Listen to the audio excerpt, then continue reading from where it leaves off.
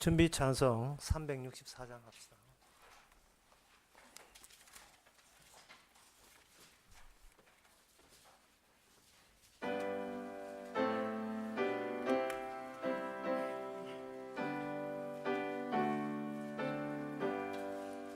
내 주를 가까이 하게 함은 십자가 짐 같은 고생이나 내 일생 소원은 늘 찬송하면서 주께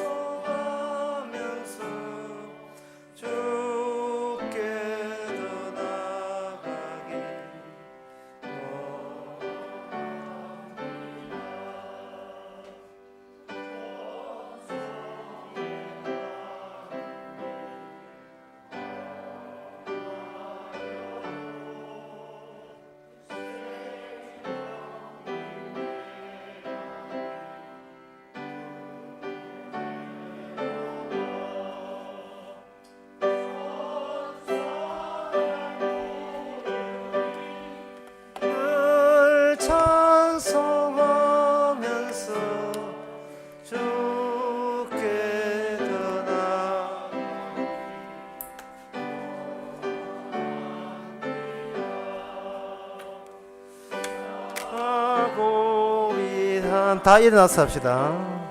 일어난 후 돌단을 쌓은 것 본받아서 숨질 때 되도록 늘 찬송하면서 주께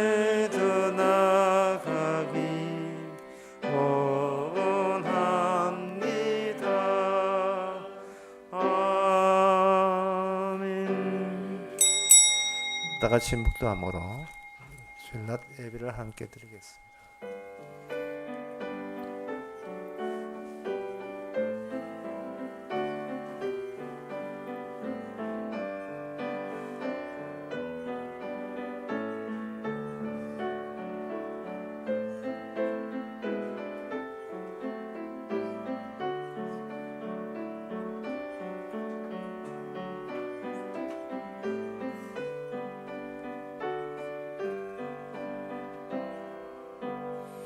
전하사 천지를 만드신 하나님 아버지를 내가 믿사오며 그 외아들 우리 주 예수 그리스도를 믿사오며 이는 성령으로 잉태하사 동전 마리게 나시고 본디오 빌라도에게 고난을 받아사 십자가에 못 박혀 죽으시고 장사한 지 사흘 만에 죽은 자 가운데서 다시 살아나시며 하늘로 오르사 전능하신 하나님 우편에 앉아 계시다가 저리서 산 자와 죽은 자를 심판으로 오시리라. 성령을 믿사하며 거룩한 공예와 성도와 소립동하는 것과 죄를 사하여 주시는 것과 몸되지 사는 것과 영원히 사는 것을 믿사옵나이다. 아멘. 여호와여 나의 발이 미끄러진다 말할 때에 주의 인자하심이 나를 붙드셔 사오며 내 속에 생각이 많을 때에 주의 안위가 내 영혼을 즐겁게 하셨나이다. 날마다 미끄러지고 날마다 불안하기 짝이 없는 우리 자신의 속된 마음이 주의 말씀으로 안정과 안위를 찾기를 원합니다. 그래서 똑바로 주님의 순종하는 저희들 되게 하옵소서. 예수님 이름으로 기도옵나이다. 아멘. 교동문 17번 하겠습니다.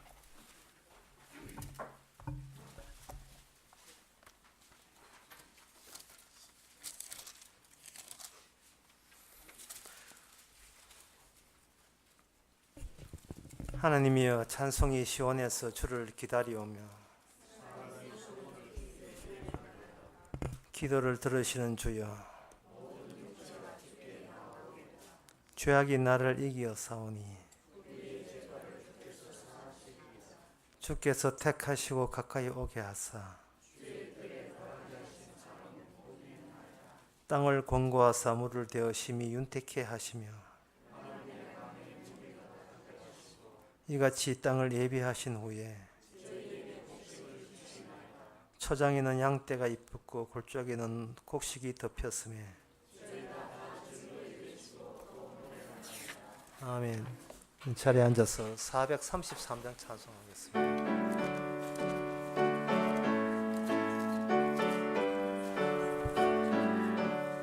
눈을 들어 산을 보니 도움 어디서나 천지지은 여호와 나를 도와주시네. 너의 발이 실족치 않게 주가 깨어 지키며 택한 백성 항상 지켜 길이 보호하시네. 도우시는 하나님이 내게 그늘 되시니 낮의 해와 밤의 달이 너를 상치 않겠네. 내게 화를 주지 않고 오늘 보호하시며 너의 줄이 지금부터 영영 인도하시리. 아멘. 이 시간 다 함께 기도하실 때 이종성 장로님 기도하시겠습니다.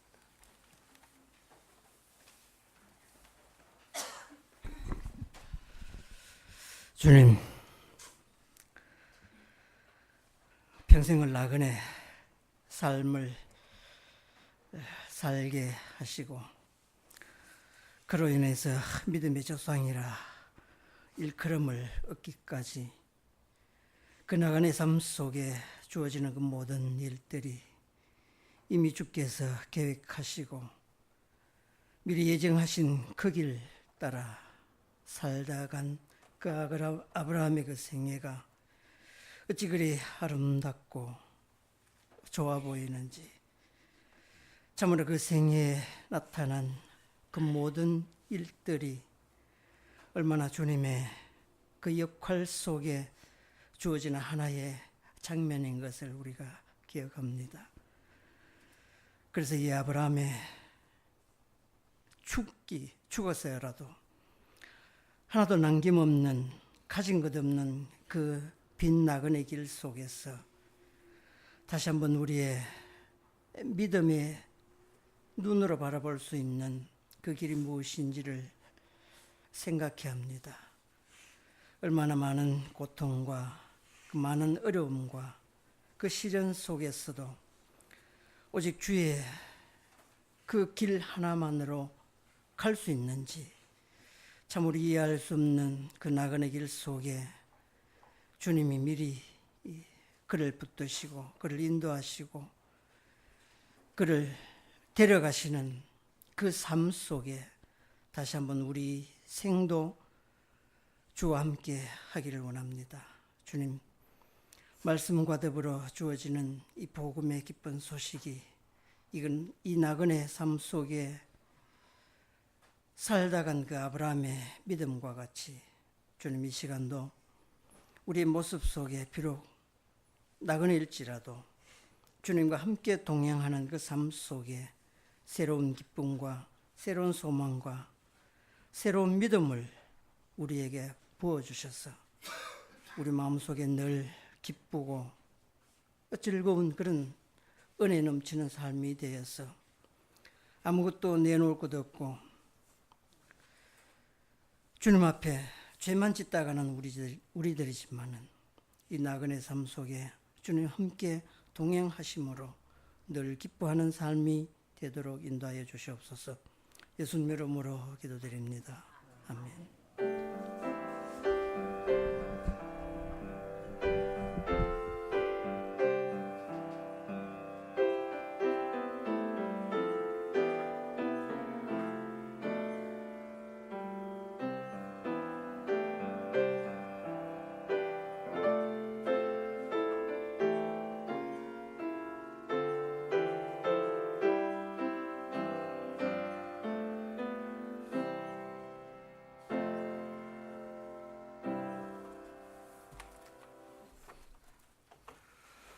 시간 광고 있습니까? 광고 없으면 찬송가 228장 합시다.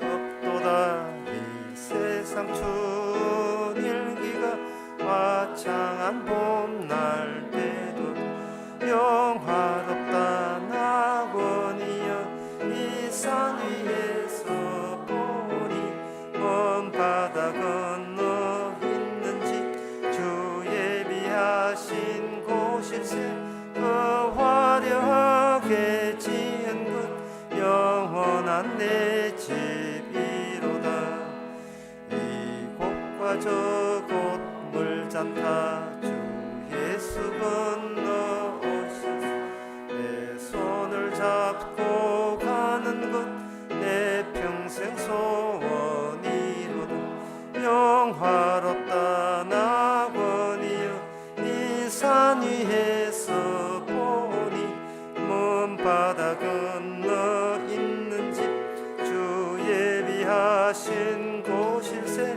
그 화려하게 지은 곳 영원한 내 집이로다 저 묘한 야초 향기는 바람에 불러오는데 생명수 항변 화초는 늘 사시청청하도다 영화롭다 낙원이여 이 산 위에서 보니 먼 바다 건너 있는 집 주 예비하신 곳일세 그 화려하게 지은 곳 영원한 내 집이로다 청한 음악 소리는 내 귀에 들려오는데 흰 옷을 입은 무리들 천사와 오해하듯 영화롭다 낙원이여 이 산 위에서 보니 먼 바다 건너 있는 집 주 예비하신 곳일세 그 화려하게 지은 것 영원한 내 집이로다 하나님의 말씀은 고린도전서 15장 5절에서 8절까지입니다.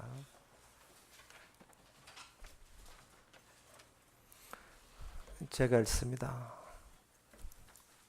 신약성경 282페이지.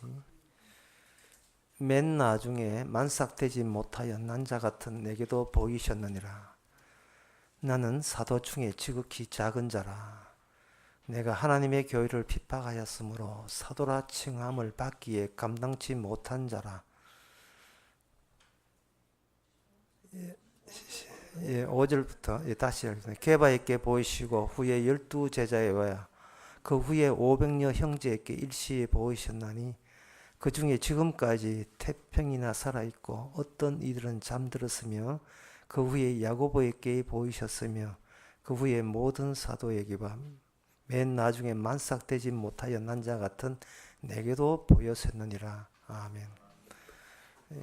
오늘 본문 말씀에 보게 되면 예수님은 살아 있는 걸로 알려지고 있는데요. 이 살아 있는 방식이 종류가 두 종 이렇게 예수님이 살아 있는 방식으로 인하여 두 종류의 살아 있음이 이렇게 만들어졌습니다. 하나는 뭐냐 하면은 여기 6절에 보면 500형 형제에게 일시에 보여셨나니 이 보여줌으로써 비로소 볼 수 있는 그런 형태의 살아 있음이 있는 반면에 보고 싶을 때 언제든지 볼 수 있는 식으로 살아 있는 것도 그러한 형태의 살아 있음이 있겠지요. 우리가 인간들이 사는 세상은 내가 보고 싶을 때 찾아가서 언제든지 볼 수 있는 그러한 세상입니다. 우리가 예수님이 살아났다고 했을 때 살아났으면 우리가 예수님한테 이렇게 요구하고 싶은 생각이 있어요. 뭐냐면은 보여주실 때만 나타나지 마시고 우리 같은 인간들처럼 옆집에 사는 것처럼 내가 보고 싶을 때 주님이 어떤 거주지가 주민등록이 딱 돼 있어가지고 주님이 잘 계셨습니까? 내가 보고 싶을 때 언제든지 볼 수 있는 방식으로 우리와 함께 살아있으면 참 좋겠다라는, 왜 그런 살아있으면서도 왜 그런 식으로 보여주실 때만 우리가 만나고 안 보여주시면 못 보는 왜 그런 식으로 살아 계십니까? 우리가 납득이 되도록 볼 수 있을 때 언제든지 볼 수 있는 방식으로 살아 계시면 참 좋겠습니다 라는 생각을 갖게 마련이거든요. 주님께서 그렇게 하신 그 이유가 있어요. 그것은 뭐냐 하면은 너희들 보기에 네가 있는 이 세상과 그리고 네가 있는 이 세상 안에 예수님도 함께 옆에 있다고 생각하게 되게 되면 세상이 달랑 하나밖에 되질 않습니다. 그런데 우리 인간들이 생각하는 세상 말고 그 또 다른 세계가 있다면 그 세계는 분리되어 있는 거예요. 이렇게 세상이 둘로 분리되어 있을 때 저쪽 예수님의 세상은 이쪽으로 뜻한 대로 얼마든지 넘어올 수 있지만 이쪽 인간들이 살아간다는 방식으로 구축된 이 세상에서는 주님 가는 세계로 갈 수가 없어요. 이 갈 수가 없다는 말은 무슨 뜻이냐 하면은 이 인간들이 사는 세상과 주님이 새로 만든 그 세상 사이에 바로 십자가라는 것이 놓여 있다는 것을 주님은 그것을 강조하는 겁니다. 전에는 네 하고 싶은 대로 다 했잖아. 하지만 평생 동안 네 하고 싶은 대로 다 했지만 네 원한다고 갈 수 없는 세계를 하나님 쪽에서 만들었다 이 말이죠. 그러면 이 세상에서 지 하고 싶은 대로 아무리 애써도 죽고 난 뒤에 내가 갈 세상을 그때 천국 갈래 지옥 갈래 내가 골라 잡을 수 있는 입장이 못 된다면 우리는 헛짓한 겁니다. 저쪽 내 영원한 미래까지 내 손에 딱 쥐고 보장이 되어야 지금 내가 하는 짓이 헛짓이 아니고 의미 있는 일이 되는데 아무리 여기서 설치고 나대고 뭐 큰소리 치고 재벌대고 해봐야 그거는 인간들 세계에 한정해서 똑같은 인간들 속에서 난 거고 대단한 거 보이지만 주님 가신 세계에도 그게 참여할 수 없다면 선생님 그동안 뭐 했어요 그러면? 그동안 뭐 하는 거예요? 예수님의 부활 앞에서 인간들이 무엇을 이런저런 이야기 북한 핵 문제가 어떠니 뭐 엘리니 현상이 했지만 전부 다 그거는 잡담이고 헛소리입니다.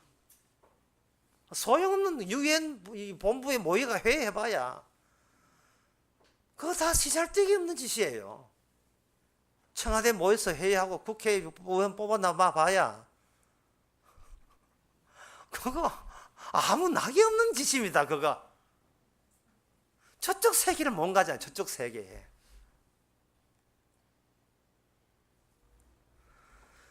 이쪽 세계와 저쪽 세계를 그럼 우리는 이렇게 생각해요. 그럼 저쪽 세계에 있는 걸 우리가 개무시하자. 뭐 없다.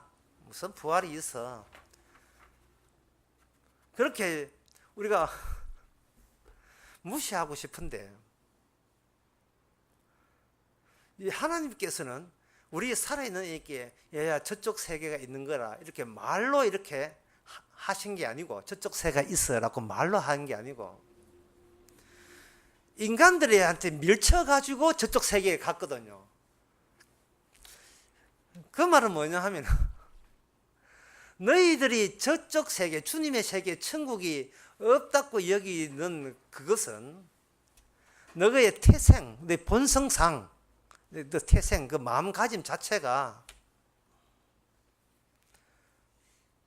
바로 그쪽 세계를 부정하는 그러한 마음가짐을 갖추기 때문에 저쪽 세계에 그 마음 가지고는 못 간다는 거죠. 그 이유가 뭐냐 하면은 저쪽 세계에서 오신 분을 너희들이 십자가에 못 박아 죽였잖아요.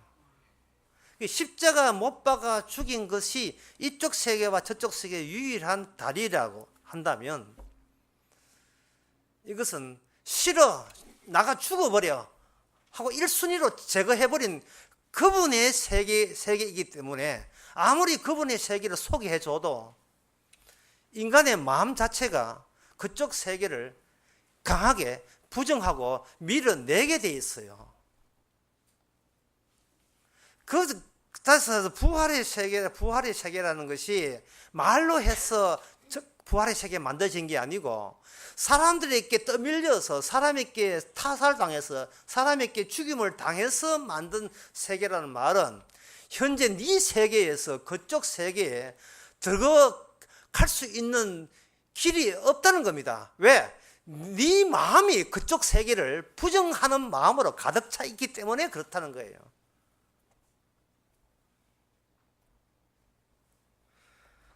그런데 더 놀라운 사실은 예수님께서 천국에 대해서 이야기할 때 예수님에 대해서 부정하고 밀어냈던 그 사람들의 사고방식 안에 뭐가 들어있느냐 하면은 하나님 이름으로 그렇게 했거든요. 그들이 주장하는 하나님은 영원부터 살아계신 하나님이었습니다. 그 유대인 바리새인과 사두개인들이에요. 그 이 말은 뭐냐면 영원부터 살아계신 하나님은 애초부터 없던 하나님이에요. 사람에게 맞아 죽지 않는 하나님은 하나님이 아니었습니다. 천지를 창조하신 하나님은 어떤 분이 계실 거고 그 계신 분은 영원부터 살아있어 인간보다 위대할 것이다. 얼마든지 인간들이 그런 아이디어를 끄집어내고 그런 말에 대해서 동의하고 싶지만 그런 하나님을 믿는 그 결과가 뭐냐? 진짜 하나님을 때려 죽였잖아요.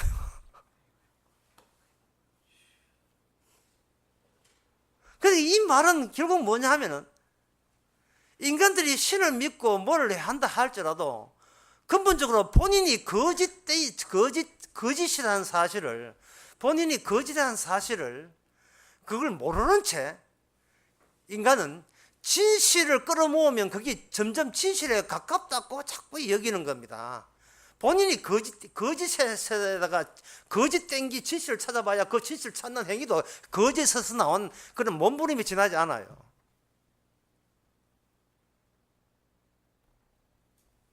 이러한 인간의 그 거짓됨이 어디서 나왔는지는 인간 본인이 몰라요. 왜냐하면 본인은 입이 100개라도 거짓되지 않기 때문에. 3 더하기 5는 8 맞잖아. 하늘에 별 있고 바다에는 고기 있다. 내 말 맞잖아. 자꾸 맞다는 거예요. 나는 손가락이 10개다. 봐, 세려봐. 1, 2, 3, 4, 5, 6, 7, 8, 9, 10. 맞잖아. 내가 하는 말 중에 거짓된 게 어디 있는데? 다 맞는 이야기인데. 오늘 황사가 있다. 맞잖아. 황사 있잖아. 지금 그렇잖아요. 봄 되면 랄락 피고, 여름 되면 덥고, 겨울은 춥고. 틀렸으면 틀렸다고 이야기해봐. 이거 이러거든요. 틀렸으면 틀렸다고 이야기해봐. 이렇다 이 말이죠. 이 말은 도대체 내한테 거짓된 게 찾아볼 수가 없어요. 성경은 인간들이 찾아내지 못하는 거짓을 찾아주십니다. 그게 뭐냐 하면 선악과가 훼손되기 이전의 상황과 선악과가 훼손된 그 이후의 상황을 구분지어서 성경은 이야기합니다. 인간이 있다. 창세기 2장에 인간이 있었어요. 창세기 3장에도 인간이 있었고 창세기 4장에도 인간이 있었고 창세기 5장에도 인간이 있습니다. 수요일날 창세기 5장하고 6장하고 하는데요. 우리 인간의 입장에서는 4장이나 5장이나 6장이나 7장이나 똑같은 인간으로 보입니다. 우리 보기에는. 근데 성경은 뭐냐? 상황을 따라서 인간의 주체가 달라진다는 사실을 성경은 이야기합니다. 구조가 다르면 그 속에 인간도 그 구조에 편성해서 이게 색깔을 달리하게 되어 있다는 겁니다. 선악과가 온전하게 있는 인간에게 있어서의 인간은 뭐냐? 죽음에 예속되어 있어요. 따먹는 날에는 죽으리라. 그러니까 이것은 죽음이라는 것은 인간이 손대면 안 된다는 거죠.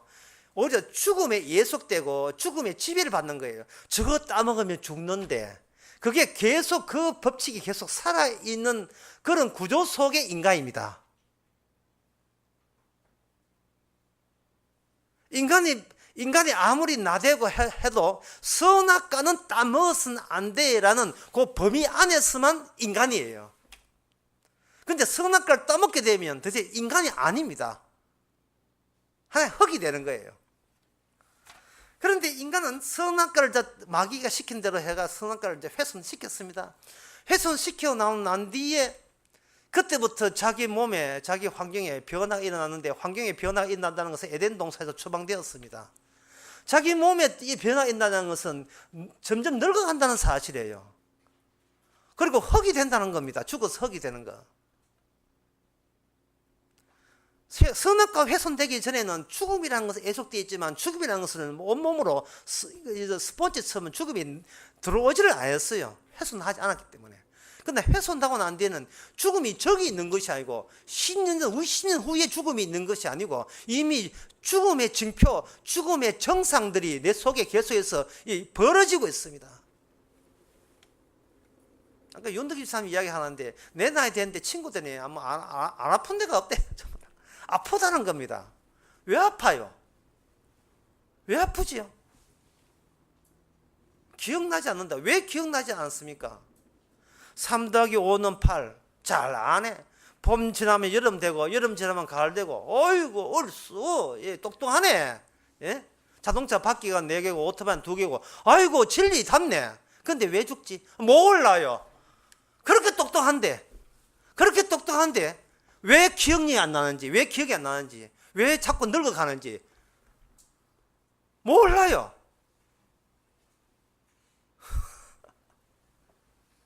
늙어가는 게 모르는 게 문제가 아니고, 거짓되다는 사실에 대해서는 여전히 무슨 소리냐 하고 오히려 반발이 강렬해집니다. 우리가 인간이 늙어 죽어가고 있는 것과 인간이 죄와 관련이 있다는 것은 새로운 구조가 등장할 때 아는 이야기입니다. 예수님께서의 모든 말씀은 인간을 죄인으로 몰아세우는 데 필요한 말씀을 줬어요. 간음하지 않더라도 생각해서 다른 데서 생각하게 되면 이미 간음죄다. 이것은 무엇을 하냐 하면은, 이것은 네가 지킬 수 있는 범위 밖의 이야기예요. 인간은 어떤 갇혀 있는데, 그 갇혀 있는 안에서는 어떤 짓을 해도 죄 아닌 게 없다는 겁니다. 그리고 그 죄 아닌 게 없는 것과 네가 늙어 죽어가는 것과 이게 관련성이 있다는 겁니다. 누구 이야기에서? 예수님 입에서 그 이야기 나왔어요. 그 예수를 사람들이 죽여버린 겁니다. 마치 선악과를 훼손하듯이. 선악과 따먹고 난 뒤에 달라진 변화가 뭐냐 하면은, 그래, 이왕 이래 되는 거 우리 힘들어 살아야지, 힘들어 내가 살아야지는 자기에 대한 자립심이 생겨났습니다. 선악과가 훼손되기 전까지는 죽으리라는 그 말씀에 지배를 받았는데, 선악과가 깨어지고 난 뒤에는 뭐 이 사태가 이래 됐는데 내가 알아서 내가 살아야지, 내가 알아서 나에 살아야지라고 시작된 거예요. 열심히 살아서 열심히 노동한 대가를 신에게 바치면 신과 끊어진 관계를 아마 이어있게 해주시고 회복시켜 주실 거야 라는 생각을 갖게 된 겁니다. 그런데 그것을 뭐라고 하냐면, 그것을 풀의 꽃 같다고 이야기해요. 이사야에서 41장은 풀의 꽃의 특징은 뭐냐, 꽃이 있었는데 얼마 가보니까 꽃이 없어졌어요. 그걸 전도서에는 뭐냐, 꿈 같아. 꿈 같아. 꿈은 꿈의 일부예요. 꿈은 꿈이라고 말 못합니다. 전체가 꿈인데 뭐 어느 한 부분을 떼서 꿈이라고 이야기할 수 있는 어떤 나가 있는 어떤 지점이 없어요. 꿈은 내용이 뭐냐 하면은, 내가 만든 세상에서 내가 절대자가 되는 겁니다. 내가 만든 세상. 이게 선악과가 훼손되고 난 뒤에 그 상황 속에서 인간이 할 수 있는 것의 전부입니다. 줄이면 나의 세계. 꿈은 나의 세계예요. 그것을 꿈을 가지고 정신분석에서 뭐냐, 소망충족이라고 이야기합니다. 꿈은 소망충족이다.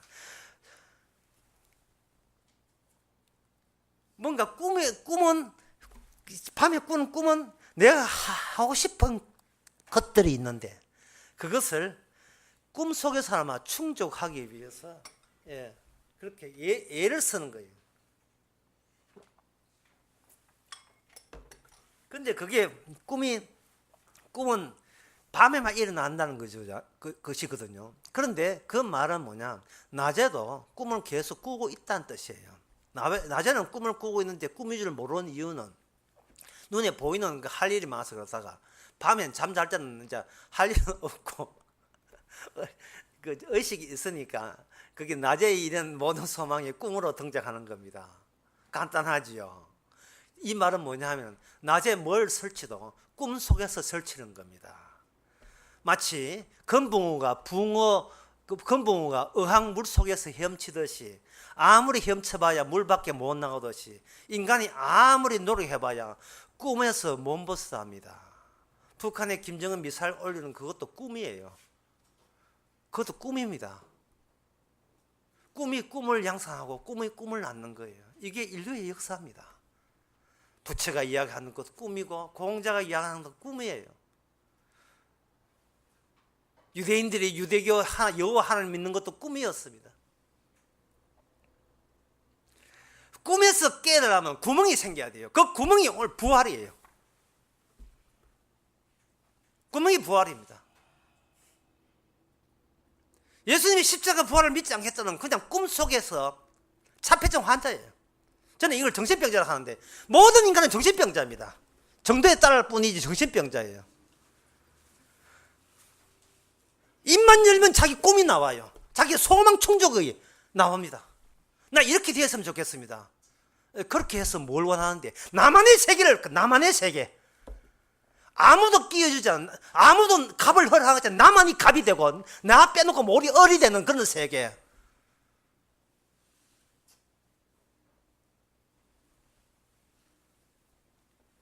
누가 나보고 네 그러면 죽으리라 하고 잔소리하고 지적질하지 않는 세계, 나만의 자립하는 세계. 사람들이 교회 안 나오는 것도 자기만의 세계이기 때문에 그래요. 선악과가 훼손되고 난 뒤에 인간상은 나만의 세계를 꿈꾸는 거예요. 어떤 누구로 간섭받지 않고 내 하고 싶은 거 다 하는 세계.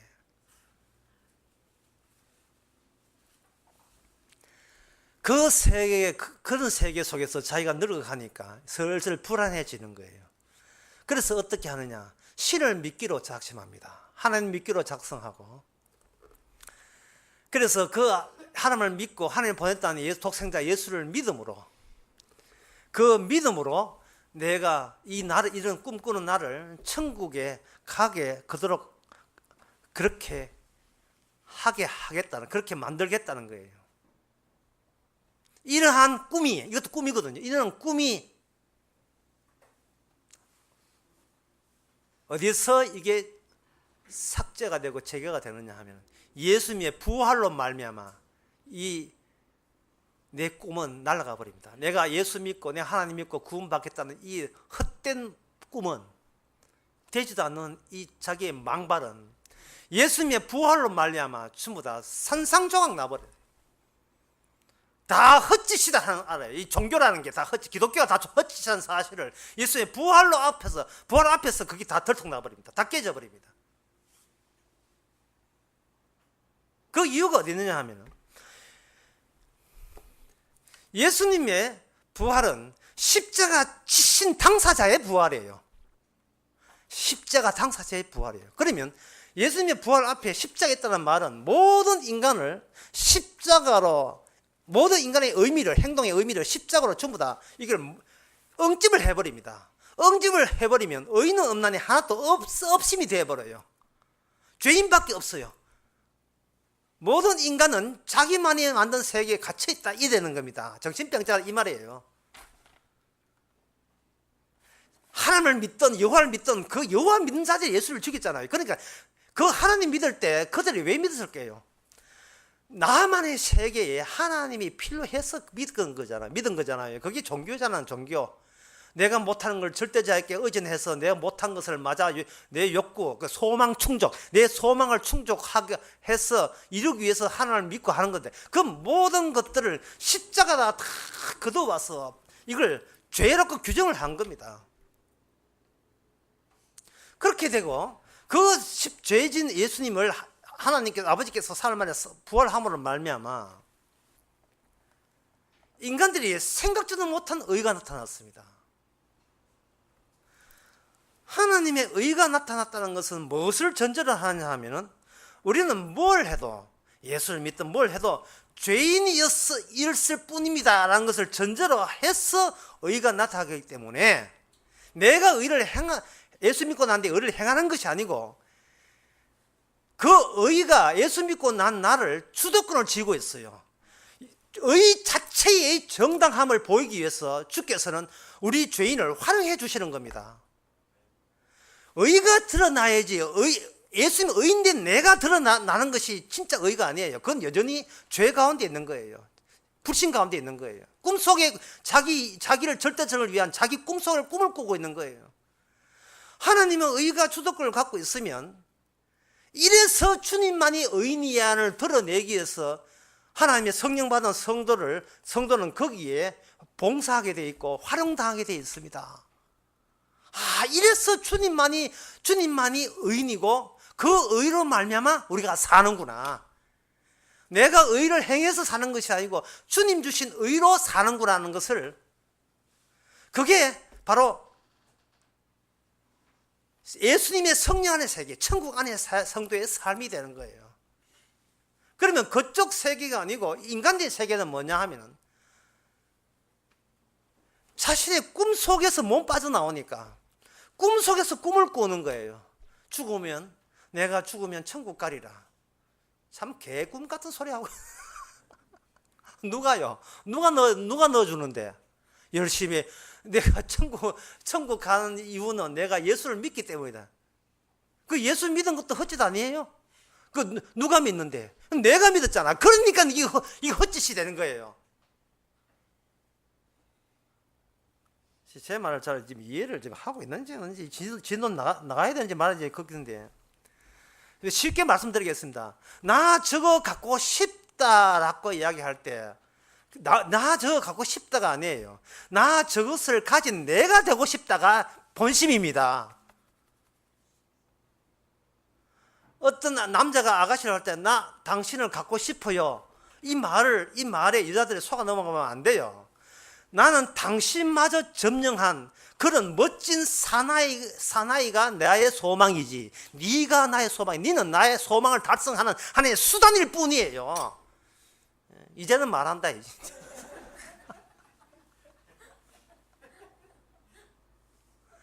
예수를 믿어요. 예수를 갖고 싶어서 천국 가는 내가 그립고 내가 소망되는 것이지, 주님이 좋은 게 아니에요.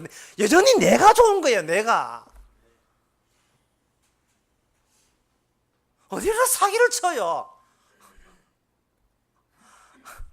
아까 이거 포스터에 해민 스님 강연회 하기를 제가 이준참 이야기했습니다만, 중이 머리를 왜 깎는가? 원불교는 머리를 안 깎거든요. 원불교는 원불교 중들은 결혼도 하고 그래요. 근데 중이 머리를 깎고 결혼도 하고 하는데 중이 머리를 왜 깎는가? 자기가 제 마음의 욕정을 다스리기 위해서, 욕심을 다스리기 머리를 깎는다. 두 가지야. 하나는 내 욕심을 다스려서 머리를 깎는다와, 그리고 이게 불교의 전통이기 때문에 깎게 되거든요. 그런데 불교 교리는 모든 것을 버려야 하거든요. 그러면 전통에서 깎는다면 이게 전통을 못 버린 게 되고, 내가 욕정을 내려기 위해서 머리를 깎는다면 자기 욕정을 아주 그때 못 이긴 돼. 이겨서 머리를 길어야지. 이게 뭐냐 하면 바로 권력 문제거든요. 내가 머리를 깎음으로써 남들이 나를 뭔가 도 닦은 스님으로, 괜찮은 스님으로, 우리보다 초월한, 우리보다 생각이 더 훨씬 월등한 윗선에 있는 사람에 대한 것을 내가 알게 되면 그 사람이 내한테 돈을 갖다 줘요. 결국 돈 묻고 권력 얻기 위해서 그 짓 하고 있는 겁니다.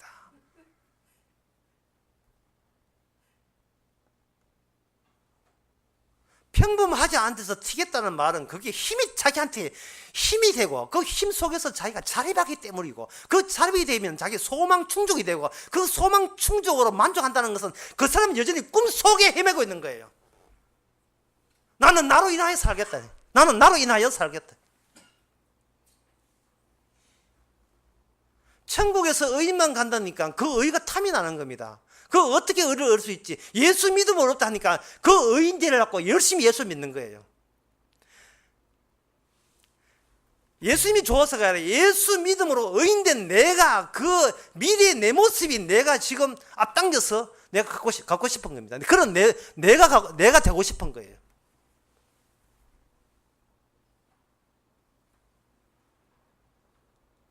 이런 것은 서로를 얼굴 쳐다봐도 이게 다들 그렇게 살아가니까 다들 자기 나름대로 꿈이 있잖아요. 그러니까 서로가 아무리 쳐다봐도 서로가 거짓이라는 것이 티가 나질 않습니다. 3 더하기 5는 8. 너는 어떻게 생각해? 3 더하기 5는 8. 아, 동지요. 이 되는 거예요. 형제 간에 서로 이웃을 사랑해야 되죠. 사랑해야 되죠. 오, 생각이 똑같네. 이 되는 거예요. 하나님 믿고 예수 믿자. 믿자. 당신 형제다. 이 되는 거예요. 그게 전부 다 꿈속에서 헤매고 있는 줄 모르고 서로가 꿈속에 헤매는 거예요. 확인할 길이 같은 인간들밖에 확인할 길이 없어서 인간들끼리 확인하는 거예요. 그 인간들끼리 확인하는 것을 가지고 이걸 기존의 교회에서 뭐라고 하냐 하면 개혁주의 전통이라고 하는 겁니다. 개혁주의 전통.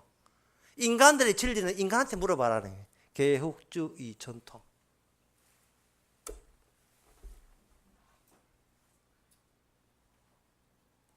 어릴 때부터 부모한테 양육을 받은 그 자녀들이 뭐 다들 그렇죠.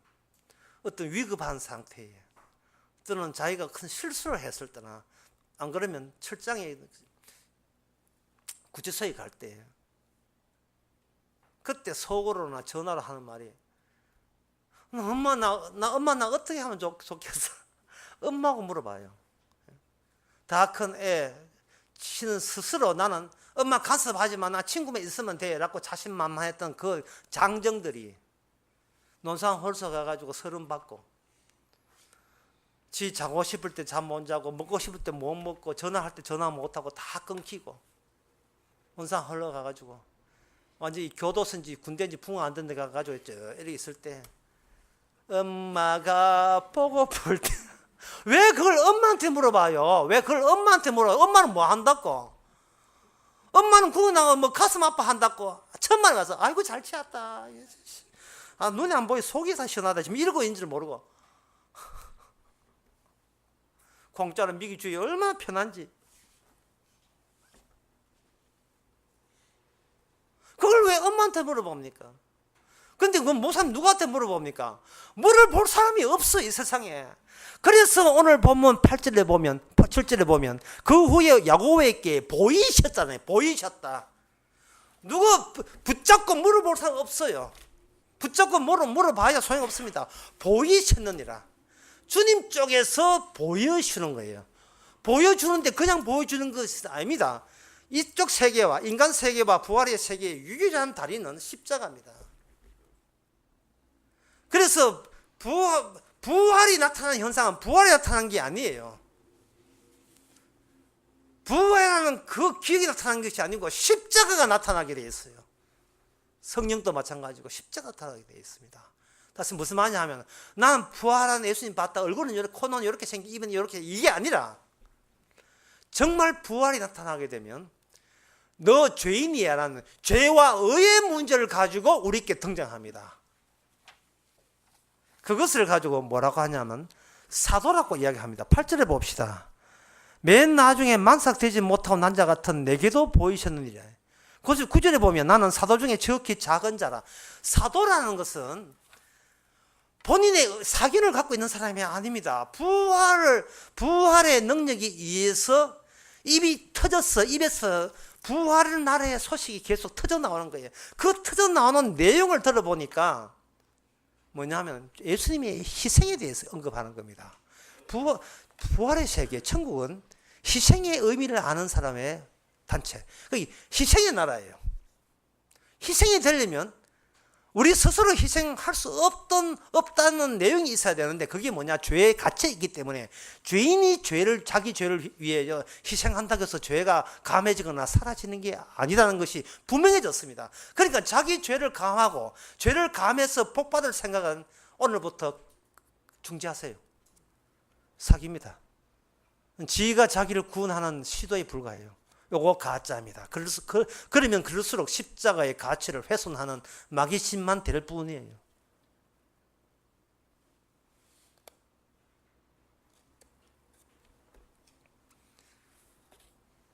부활의 세계가 나타날 때 이런 논리가 좀 어려운데요. 자, 이 논리를 천천히 해보겠습니다. 여러분 좀 무시하는 건 아니지만 하나 돌아서 사이즈 아프다는 그런 예수님 쪽에서 부활의 세계에서 보이줘야 나타난다고 되어 있어요. 그런데 우리 생각은 뭐냐 하면 내가 보고 싶을 때 언제든지 만날 수 있도록 내게 속한 세계에 함께 있었으면 좋겠다, 이런 생각을 갖고 있거든요. 그런데 분명히 주님은 우리와 함께 있어요. 분명히 주님이 함께 있습니다. 고린도전서 14장 24절에 보면 25절에 보면요, 그 마음에 숨은 일이 드러나게 되므로 엎드려 하나님께 경배하며 하나님이 참으로 너희 가운데 계시다 전파하라. 이미 하나님은 우리 가운데 계십니다. 계시는데 왜 우리가 그 보고 싶은 하나님을, 계시면 우리 집에 있는 친구는 보고 싶으면 언제든지, 함께 있는 친구는 언제 보면 볼 수 있는데 왜 하나님은 함께 있으면서도 안 만나주고 안 보이느냐, 이 말이거든요. 그거는 우리가 선악과가 훼손되고 난 뒤에 내 선에서 내 결정과 내 판단에 의해서 나의만의 세계, 내 꿈을 이루려고 하기 때문에 내가 실시하게 되는, 이걸 원이라 하고, 내가 실시한 대로 딱딱 내가 기대한 결과가 나오기를 우리는 그런 성질을 그대로 갖고 있어요. 보고 싶다, 여기 있네. 보고 싶다, 원인, 여기 있네, 결과. 그래 되면 주도권을 누가 쥐고 있는가? 인생의 주도권, 나의 주도권을 내가 여전히 지금 유지하는 셈이 되어버립니다. 근데 보고 싶다 해도 안 보여줄 때 주도권은 저쪽에 가 있어요. 주님한테 가 있어요. 보고 싶다, 백날 보고 싶다 노래 불러봐도 쭈르 오는 게 아니거든요. 주님께서는 주도권을 바꾸어 놓는 겁니다. 함께 계시는데 어떻게 계시는가? 주도권이 바뀐 자만 느낄 수 있도록 주께서는 이미 그런 식으로 우리와 함께 계신 거예요. 예를 들면 평소에 우리가 먹고 마시고 잠자고 노래하고 춤추고 길 걷고 운동하고 등산하고 이 모든 것, 그리고 창세기부터 요한계시록의 모든 이 의미에 대해서 주도권이 예수님께서 그렇게 하셨다가 돼야 되는데, 나는 잠잔다. 내가 잠들고 싶은데 왜 잠이 안 올까? 성경 뭐라고 되냐 하면 잠들게 해야 잠이 온다, 이래거든요. 이거는 주도권 싸움이에요. 왜 주님은 하찮은 우리를 위해서 주도권 싸움을 벌리느냐? 우리가 하찮은 게 아닙니다. 우리는 어디에서 하찮냐 하면 우리의 주도권을 계속 강화시키는 다른 배후의 악마가 있어요. 이 말은 뭐냐면 우리는 주님만 보고 싶어 했지 마귀 보고 싶다는 생각은 별로 잘 안 했잖아요.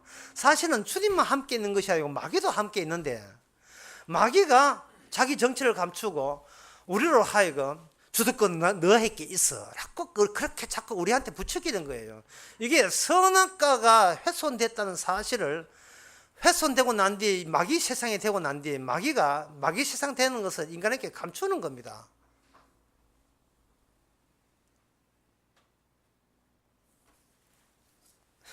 점점 쉽게 하려고 어렵게 되면 참 골자한데, 그럼 쉽게 가겠습니다. 예서와 야곱이라는 두 형제간이 있었어요. 예수는 그냥 저주받도록 태어났습니다. 그런데 예수의 일정을 아무리 봐도 저주받을 짓을 한 적이 없어요. 팥죽 이렇게 팥죽 먹고 싶어서 농담 삼아, 야, 니 장남해라, 내 팥죽이라도 이런 식, 그 농담이다. 농담도 못 합니까? 그만한 농담은 배고플 때 뭐든지 할 수 있거든요. 그래, 니 해라. 그 야자 타임 하자 그래. 팥죽만 준다면 얼마나 할 수 있거든요. 그런데 야곱은 뭐냐 하면 죽음을 경험했어요. 하나님이 위해서 죽음을 경험했어요. 곧 자신의 죽음, 하나님 앞에서 자기가 죽을 수밖에 없는 죄인을 경험한 겁니다. 딱 차이가 그 차이밖에 없어요. 진짜 내가 죽어야 될 거짓된 존재라는 사실을 진짜 하나님과 만나서 제대로 알 사람이 바로 야곱이고, 예수는 사람 좋아요. 예? 아주 겸손하고, 예? 성질 푸근하고 못난 데 없고 인간성 멋지야. 하여튼 예수는 지옥 갑니다. 지옥 가면 인간성 좋은 사람 다 모여있어요. 성철 스님부터 해가지고, 예? 예, 김수환 추기경, 예, 한경림 목사부터 해가 지금 다 했어. 한경림 목사 죽었다 하면 기회 날 거예요.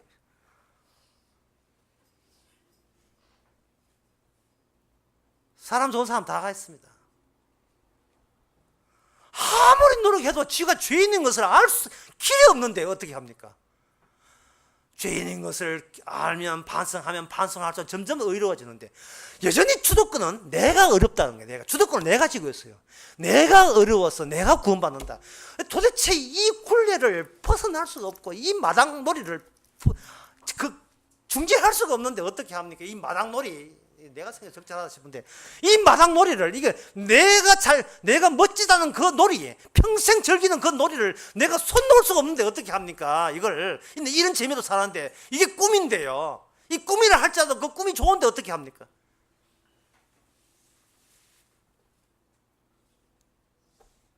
사람들은 말합니다. 그럼 목사님 부활하신 주님을 만나야 되는데 사도 바울에게 만나주고 왜 내한테는 안 만나주게 해줍니까? 맨날 이렇게 틱틱 불평을 하는데, 주도권이 바뀌면 돼. 주도권이 먹고 마시는 거 해가지고 모든 네가 죄인 된 것은 아무리 내가 뒀다고도 죄인인 걸 몰라요. 그러나 십자가 앞에서 그 십자가 의미가 날라와요. 그러면 우리는 묻지도 따지지 않고 죄인 됩니다. 1144 흥이 하는 게 기순제 보험처럼 묻지도 따지지 않고 그냥 가입하듯이 우리는 묻지도 따지지 않고 그냥 죄인입니다. 고린도전서 11장 32절에 보면 이런 말씀이 있어요. 고린도전서 11장 32절에 보면, 우리가 판단을 받는 것은 주께 징계를 받는 것이니 이는 우리로 세상과 함께 죄의 정죄함을 받지 않게 하렵니다. 세상과 함께입니다. 우리는 남이라는 권력에 같이 한 덩어리 되어 있어요. 아무리 인간을 만나고 도사를 만나도 지나 내나 똑같아요. 전부 다 꿈꾸고 있어요. 니는 네 꿈꾸고 나는 내 꿈꾸고, 그 꿈과 꿈에 악수하는 것밖에 안 돼요. 근데 그게 뭐냐? 정죄함을 받은 현상이라는 거예요. 이미 저주받도록 확정된 현상이라는 겁니다. 왜 그렇습니까? 모든 인간이 한 목소리로 예수님을 살해했기 때문에, 십자가에 죽게 만들었기 때문에. 그 십자가에 죽게 만든 그 십자가를 주께서, 부활의 주께서 앞장서서 우리에게 나타날 때에, 특별히 나쁜 짓을 해서 죄가 아니라 태어날 때부터 죄의 권력 속에 태어났다는 사실을 가벼운 마음으로 받아들이시면 되는 겁니다. 가벼운 마음으로. 가벼운 마음으로 줄 꺼놔야 돼요. 가벼운 마음으로. 짓지도 않았지만 죄인이에요. 그래서 늙어가고 있고, 그래서 3+5는 8이지만 이게 거짓이에요. 자동차가 바퀴가 4개라고 정답을 해도 그거는 거짓이 되는 겁니다. 왜? 어떤 진실도 나를 영생을 주지 못하기 때문에, 나를 의롭게 할 거리가 안 돼요. 행복한 나라, 그 멋진 나라가 나의 행복한 나라, 좋은 나라, 아름다운 나라, 하늘 밑에 천국, 캘거리 백날 가봐도 내가 가는데, 거기 내가 가면 캘거리 아마 또 죄인 하나 더 첨가될 거예요.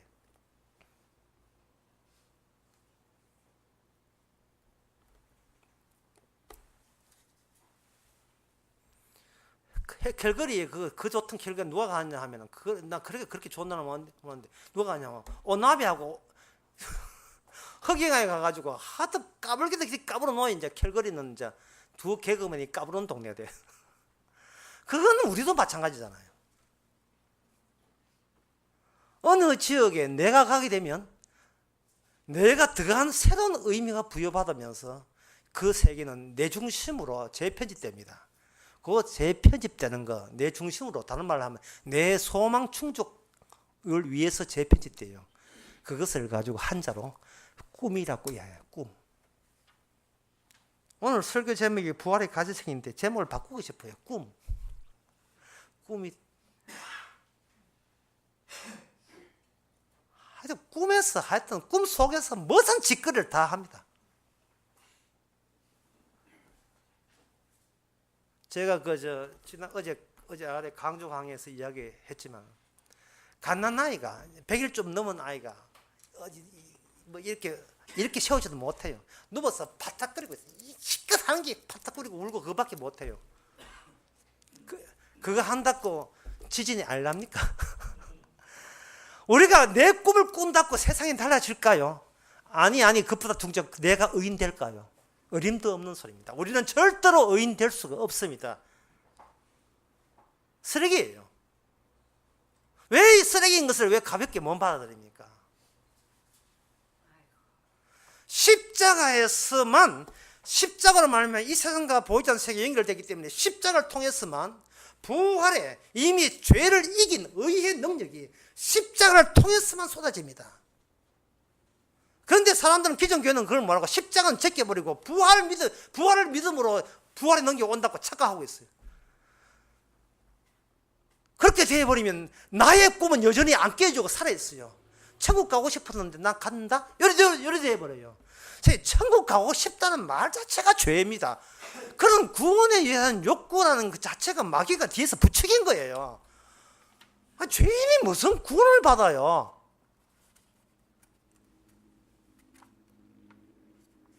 율법으로 구원 못 받는데 십자가 내서 구원 받았다고.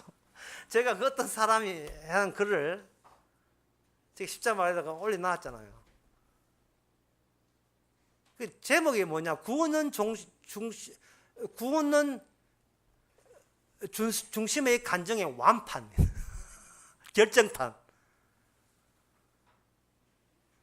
처음부터 나는 어떻게 구원받나? 처음부터 그 사람 한 이야기가 나는 지옥 가서는 안 된다. 네가 뭔데 지옥 안 가는데? 처음부터가 거짓이에요. 그 말은 나는 지옥 가기 싫어. 이 말은 지옥 없애라는 말이 아니고 지옥 갈 사람은 나 말고 다른 사람 보내소서. 저는 지옥 안 갈랍니다. 그런 자기의 꿈을 나타난 거예요. 반칙입니다. 그게 마귀 수작입니다. 끝까지 그 노선이, 그 사고방식이 변하지 않았어요. 끝까지 갑니다. 십자가 믿어도 마찬가지. 그 십자가 믿는다고 안 변했어요. 똑같이 가요. 다시 분명히 말씀드립니다. 주님께서 우리에게 성령 주신 것은 우리 구원받아 준 것이 아니고 예수님의 의가 어떤 양상으로 우리에게 덮쳤는지를, 예수님 하시는 일을 드러내기 위해서 우리에게 성령 줬지, 내가 의인이 되는 게 아니고 의가 무엇인가, 의 자체가 뭐지, 하나님의 의가 무엇인가지, 내가 의를 소유했다 그것은 주님을 이용하는 것밖에 안 됩니다. 그런 가짜들 얼마나 많은지요. 끝으로 한 말씀 드리겠습니다. 우리가 꿈을, 그러면 이 하나님의 의가 능력이 오게 되면 우리의 꿈은 어떻게 되는가? 꿈은 소망 충족을 했죠. 충족되기를 원하는 소망, 같은 이야기입니다. 충족되기를 원해서 날마다 소망하는 그것을 한자로 말해서 꿈이라고 하는 거죠.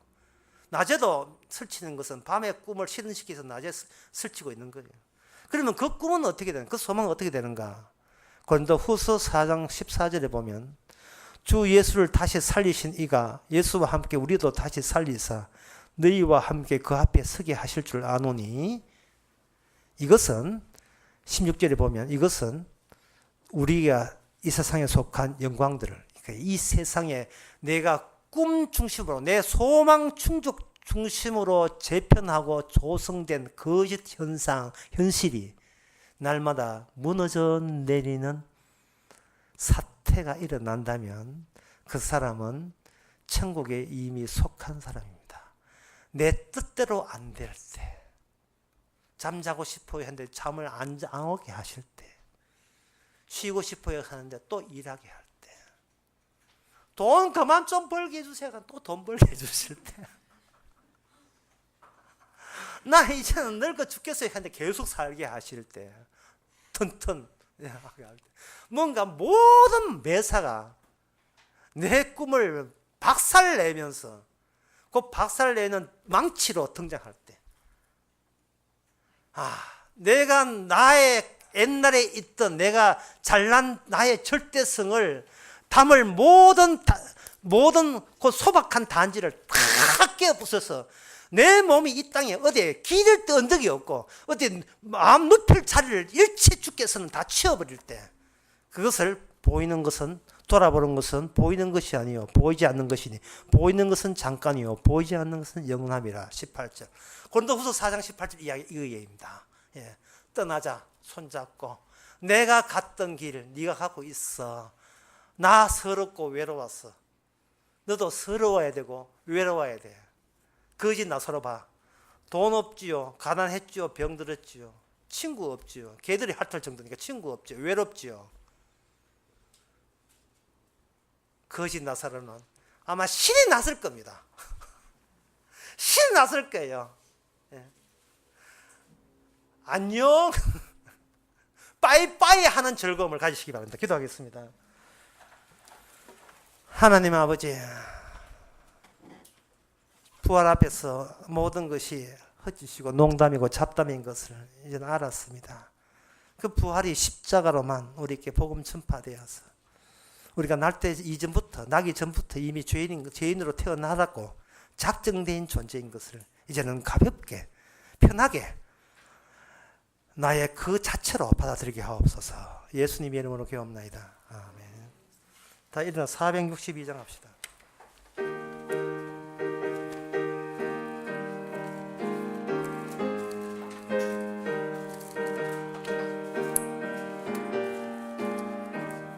큰 물결이 설레는 어두운 바다, 저 등대의 불빛도 희미한데 이 풍랑에 배저 항해하는 주 예수님 이 배의 사공이라. 나 두려움 없네 두려움 없도다. 주 예수님 넓게 여기시도다. 이 흉흉한 바다를 다 지나면 저 소망의 나라에 이르리라. 큰 풍랑이 이 배를 위협하며 저 깊은 물 이끌려 달려드나 이 바다에 노저 항해하는 주 예수님 이 배의 사공이라. 나 두려움 없네 두려움 없도다. 주 예수님 넓게 여기시도다. 이 흉흉한 바다를 다 지나면 저 소망의 나라에 이르리라. 큰 소리로 물결을 명하시면 이 바다는 고요히 잠자리라. 저 동력이 환하게 밝아올 때 나 주 함께 이 바다 건너가. 나 두려움 없네 두려움 없도다. 주 예수님 넓게 여기시도다. 이 흉흉한 바다를 다 지나면 저 소망의 나라에 이르리라. 기도합시다. 지금은 우리 주 예수 그리스도 은혜와 하나님의 크신 사랑과 성령의 충만하심이 아무리 파닥거리며 살아봤자 결국 나 좋으라고 하는 짓인 것을 그런 죄인밖에 안 되는 것을 고백하는 모든 성도에게 주의 이름으로 축원하나이다. 아멘.